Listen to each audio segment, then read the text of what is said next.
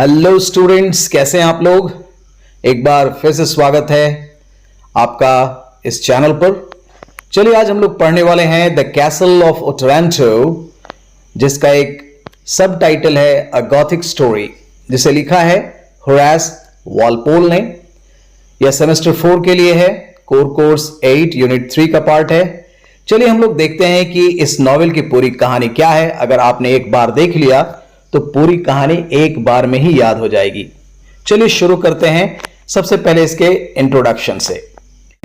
The castle of ओटरैंटो जो है एक नॉवेल है जिसे होरेस वॉलपोल ने लिखा, जिनका जन्म 1717 में हुआ और उनकी मृत्यु 1797 में हो गई। वे 4th अर्ल ऑफ ऑक्सफोर्ड भी थे। वॉलपोल जो है वो जाने जाते हैं एज एन इंग्लिश राइटर, एक आर्ट हिस्ट्रियन के रूप में, और मैन ऑफ लेटर्स यानी कि बहुत ही विद्वान थे। एंटिक्वेरियन यानी उनको एंटिक चीजों में बहुत ही लगाव था। साथ ही साथ वे एक विग पॉलिटिशियन थे, विग पार्टी के पॉलिटिक्स में इंटरेस्ट रखते थे। He was youngest son of the first British prime minister sir Robert Walpole. वे सबसे छोटे बेटे थे फर्स्ट ब्रिटिश प्राइम मिनिस्टर के, जिनका नाम था sir Robert Walpole. It was published under a pseudonym in 1764, यानी कि यह एक काल्पनिक कहानी है, ठीक है, और इसे 1764 में पब्लिश किया गया, ठीक है। It is considered the first Gothic novel in the English language. English language का यह फर्स्ट गॉथिक नॉवेल है। तो ये गॉथिक नॉवेल क्या होता है, जिसे हम लोग नॉवेल ऑफ टेरर भी कहते हैं या हॉरर भी कहते हैं, यानी डरावनी कहानियों का उपन्यास, ठीक है।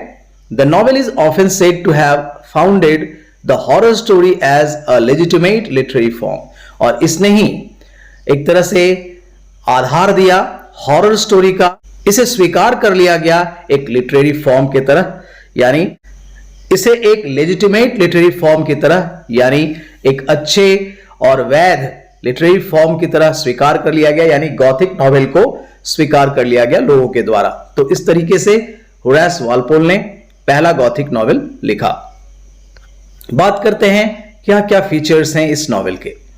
ये नॉवेल जो है वो सेट है, एक प्लॉट सेट जो किया गया एक हॉन्टेड कैसल में है, जिसका नाम कैसल ऑफ ओटरैंटो है, ठीक है। This novel merged medievalism and terror in a style that has endured ever since. इसमें मध्ययुगीन चीजों को डाला गया है, साथ ही साथ डरावनी चीजें हैं, और इसका जो स्टाइल है वो बहुत ही शानदार है।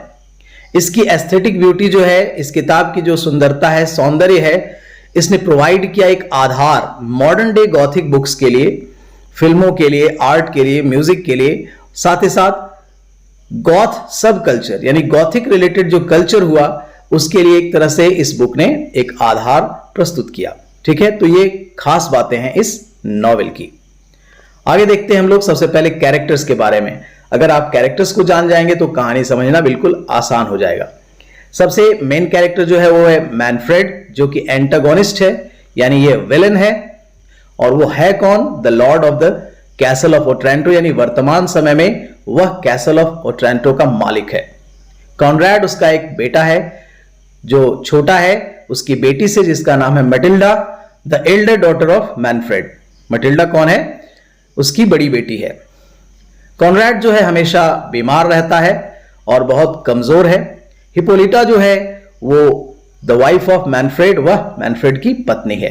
तो यह एक परिवार हुआ, right. So these are the main characters. यहां मैनफ्रेड जो है वह विलन है। दूसरे जो कैरेक्टर्स हैं उसमें जो हीरोइन है इस कहानी की, उसका नाम है इजाबेला, या इसाबेला भी आप कह सकते हैं, द डॉटर ऑफ फ्रेडरिक, जो कि एक बहुत बड़ा योद्धा है। और द फियांसी ऑफ कॉनरैड, जो मैनफ्रेड के बेटे की फियांसी है, उससे उसकी शादी होने वाली है। But later the future wife of Theodore, जो कि अगला कैरेक्टर आपको मिलेगा, थियोडोर, उसकी यह फ्यूचर वाइफ है इजाबेला। फ्रेडरिक जो है वह इसाबेला का बाप है। थियोडोर कौन है? The lost son of Jerome, जो कि एक फ्रायर है, चर्च में काम करता है, मोनास्ट्री में। अ माइनर कैरेक्टर, शुरुआत में यह आपको एक माइनर कैरेक्टर की तरह दिखाई पड़ेगा, लेकिन बाद में यह इस नॉवेल का हीरो बन जाता है। फ्रायर जेरोम कौन है? The friar at the monastery near the castle of Otranto. वहीं उस कैसल के नजदीक में, जो कि ओट्रांटो का कैसल है, वहां एक मोनास्ट्री है, ठीक है, सेंट निकोलस, ठीक है, जहां का वह फ्रायर है। And he is the father of Theodore, और वह पिता है थियोडोर का, लेकिन उसे पता नहीं है, बाद में उसे पता चलता है कि वह थियोडोर का बाप है और थियोडोर उसका बेटा है। तो मुझे आशा है कि आप लोग इसे समझ गए होंगे, कैरेक्टर्स को जान गए होंगे। चलिए अब शुरुआत करते हैं बहुत ही इंपॉर्टेंट चीज से, history of castle of Otranto. यानी इस द कैसल ऑफ ओट्रांटो का हिस्ट्री क्या रहा है। तो यहां एक राजा हुआ करता था, मालिक हुआ करता था इस कैसल का, जिसका नाम था Alfonso. He was the ruler and owner of the castle. लेकिन मैनफ्रेड्स ग्रैंडफादर, यानी मैनफ्रेड का जो दादा था, उसने क्या किया था, वो पॉइजन कर दिया था अल्फोंसो को, मार दिया था उसको, और उसने उसको हथिया लिया था, यानी द कैसल ऑफ ओट्रांटो को हथिया लिया था, उसकी गद्दी छीन ली थी। So the hermit did a forecasting, तो एक साधु ने एक भविष्यवाणी की, और उस भविष्यवाणी के बारे में हम लोग समझेंगे कि यह भविष्यवाणी क्या थी, क्योंकि कहानी इसी पर बेस्ड है। चलिए इस भविष्यवाणी के बारे में जानते हैं। The prophecy of the hermit, उस साधु ने क्या भविष्यवाणी की थी।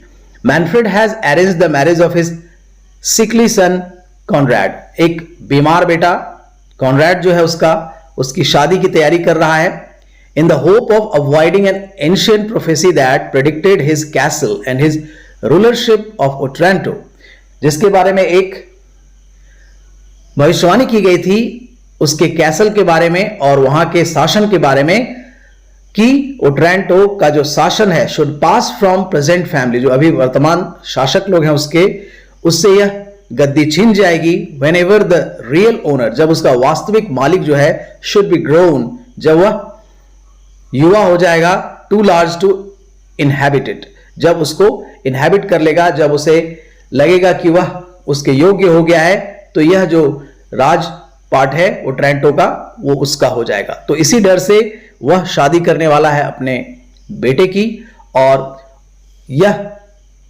जो उत्तराधिकारी का सिस्टम है वो चलता रहेगा और वह मालिक बना रहेगा। लेकिन ऐसा होता कुछ नहीं है, क्योंकि कहानी में ट्विस्ट है। चलिए क्या देखते हैं हम लोग आगे, ट्विस्ट क्या है।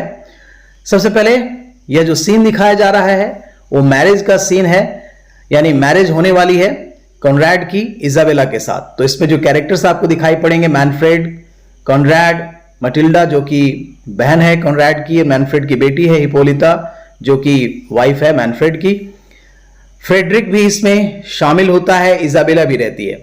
तो in the beginning of the novel, कहानी की शुरुआत में ही, नॉवेल की शुरुआत में, मैनफ्रेड इज इम्पेशेंटली वेटिंग, बहुत ही अधीर होकर इंतजार कर रहा है मैरिज का, ताकि कॉनराड और इसाबेला की शादी हो जाए, क्योंकि उसका बेटा जो है बहुत बीमार रहता है, और प्रिंसेस इजाबेला से उसकी शादी जब हो जाएगी तो इसका जो खानदान है वो आगे बढ़ेगा, और जो भविष्यवाणी है वो शायद गलत हो जाए। लेकिन ऐसा होता नहीं है, एक घटना घट जाती है, द बिग एक्सीडेंट, एक दुर्घटना हो जाती है। And twist in the story, क्या स्टोरी में ट्विस्ट है। जब ये लोग शादी की तैयारी कर रहे होते हैं, the wedding date is set on Conrad's birthday, Conrad के जन्मदिन पर ये शादी का डेट तय किया जाता है।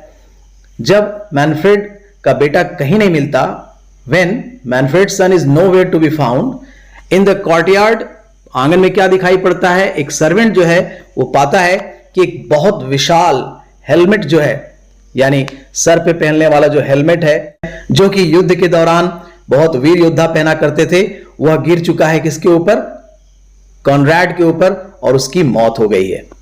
मैनफ्रेड जो है बहुत डर जाता है कि अब सब कुछ उसके हाथों से फिसल जाएगा, सब कुछ खो देगा, ये कैसल, ये राजपाट सब खत्म हो जाएगा, और रियलाइज ऐसा करता है, और यह पाता है कि उसका इकलौता जो उत्तराधिकारी था, बेटा था, अब वो मर चुका है। His wife can no longer bear children, अब उसकी पत्नी जो है वो बूढ़ी हो चुकी है, बच्चे पैदा नहीं कर सकती है। तो मैनफ्रेड डिसाइड करता है कि वह खुद इसाबेला से शादी कर लेगा और अपनी पत्नी हिपोलिटा को डिवोर्स दे देगा। ठीक है, तो ये प्लानिंग तुरंत बन जाती है। जब she refuses to marry him, यानी इसाबेला जो है रिफ्यूज कर देती है कि अब वह शादी नहीं कर सकती उससे, तो मैनफ्रेड उसको सीज कर लेता है, यानी उसे बंदी बना लेता है, और जानबूझकर उसका बलात्कार करना चाहता है ताकि वह मजबूर होकर उससे शादी कर ले। तो यह एक बड़ी घटना घटती है और कहानी में ट्विस्ट आ जाती है। अब इजाबेला जो है वो भाग जाती है थियोडोर की मदद से। यहां पे एंट्री होती है एक आम कैरेक्टर की जिसका नाम थियोडोर है, लेकिन बाद में यह हीरो बन जाता है। थियोडोर एक किसान है जो मदद करता है इजाबेला को भागने में।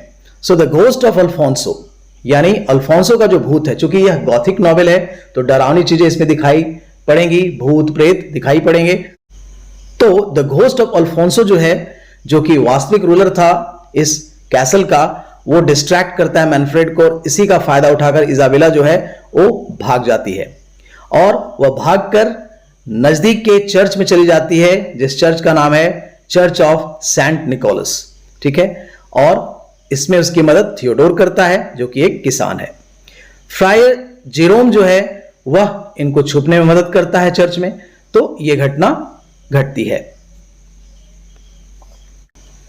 आगे हम जानते हैं कि थियोडोर कैसे जेरोम का बेटा है, यह बात कैसे पता चलती है। तो मैनफ्रेड, थियोडोर, जेरोम, फ्रेडरिक और इजाबेला ये सारे यहां दिखाई पड़ते हैं। Manfred reaches there with his knights and Theodore fights back at night the father of Isabella, Frederick। अब मैनफ्रेड जो है वहां पहुंच जाता है इजाबेला का पीछा करते हुए उस चर्च के पास और साथ ही साथ अपने कई योद्धाओं के साथ पहुंचता है। वहां एक और योद्धा पहुंचता है जो कि इजाबेला का बाप है, फ्रेडरिक। ठीक है, तो मैनफ्रेड ऑर्डर देता है थियोडोर के डेथ का कि थियोडोर को पकड़ो क्योंकि उसने मदद की है इजाबेला को भागने में। Manfred orders Theodore's death while talking to the friar Jerome, who ensured Isabella's safety at the church। अब जेरोम से मैनफ्रेड की बात होती है कि तुमने इजाबेला को चर्च में छुपाया हुआ है, उसे मेरे हवाले कर दो। वो ऑर्डर देता है कि थियोडोर की हत्या कर दी जानी चाहिए, यानी उसे मौत की सजा सुना देता है। When Theodore removes his shirt to be killed, जब थियोडोर का शर्ट हटाया जाता है मारे जाने के लिए उसको, तो जेरोम पहचान लेता है उसके बर्थ मार्क से, उसके कंधे पर एक बर्थ मार्क रहता है जिससे वह पहचान लेता है कि वह उसका खोया हुआ बेटा है, इकलौता बेटा थियोडोर है। Jerome begs for his son's life. Jerome जो है जैसे ही जानता है कि उसका खोया हुआ बेटा थियोडोर है तो वह अपने बेटे की जिंदगी की भीख मांगता है।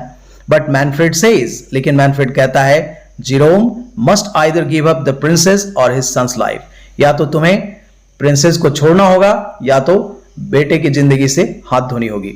ठीक है, तो इस तरीके से एक समझौता होता है। अब इनका लौटना होता है कैसल। तो लौट कौन कौन रहे हैं? Isabella, Theodore, Frederick.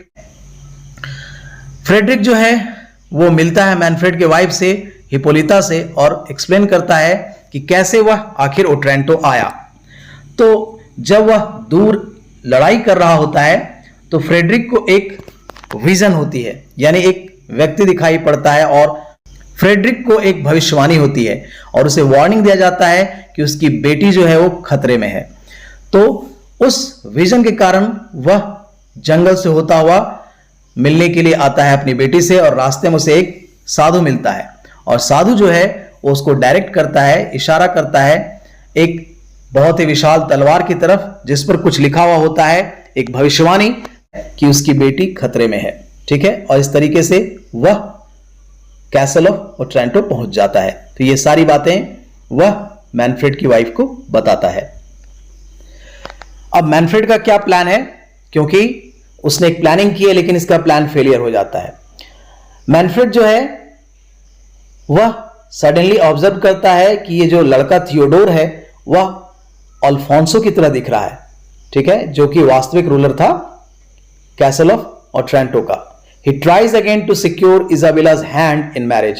वह फिर से कोशिश करता है कि इसाबेला से वह शादी कर ले। This time he proposes to Frederick। इस बार वह फ्रेडरिक से प्रपोज करता है, यानी इसाबेला के पिता से प्रपोज करता है कि they marry each other's daughters, कि वे एक दूसरे की बेटी से शादी कर ले, यानी फ्रेडरिक मटिल्डा से शादी कर ले और मैनफ्रेड इसाबेला से कर ले। एट फर्स्ट फ्रेडरिक जो है वो तैयार तो हो जाता है, लेकिन ये जो हर्मिट का जो भूत है वह डराता है फ्रेडरिक को और वह अपना यह फैसला वापस ले लेता है। ठीक है, तो इस तरीके से यहां पर मैनफ्रेड का प्लान फेल हो जाता है। अब मैनफ्रेड की क्या मिस्टेक है? मैनफ्रेड जो है बहुत ही गुस्सा हो जाता है जब उसे पता चलता है कि थियोडोर जो है एक लेडी से मिल रहा है। कहां पर? जहां अल्फोंसो का टुम था, यानी कब्र था।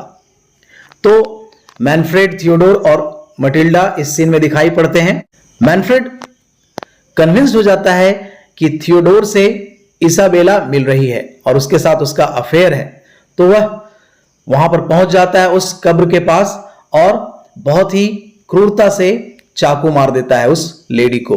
लेकिन डर से उसकी हालत खराब हो जाती है जब वो देखता है, जब रियलाइज करता है कि उसने जो हत्या की है कोई और नहीं, वह इसाबेला नहीं है, बल्कि उसकी खुद की बेटी मटिल्डा है जो प्यार करती थी थियोडोर से।